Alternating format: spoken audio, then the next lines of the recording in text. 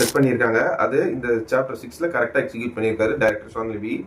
சம்பவக்காரங்களா இருக்காங்களே வீலர் ஃபேமிலியில எல்லாருமே அப்படின்னு ஃபீல் பண்ண வச்சாலும் நம்ம தலைவன் டெட் வீலர்னு ஒருத்தர் இருக்காரு. அவர் எதுக்கு இருக்காருன்னு இது வரைக்குமே தெரியல. ஏதோ புகுச்சப்பாங்கிற கேரக்டர் மாதிரி தான் இந்த சீசன் வரைக்குமே அப்படிதான் ட்ரீட் பண்ணிட்டு இருக்காங்க. அண்ட் மைக் கேரக்டரை இந்த சாப்டரை பொறுத்த வரைக்கும் ஒரு லீடர்ஷிப் குவாலிட்டி, ஒரு லீடருக்கு எப்படி இருக்கும் அப்படின்னு ப்ரூவ் பண்ணுற மாதிரி ஒரு சீனை வந்து மைக்கை வச்சு அழகாக எழுதியிருந்தாங்க.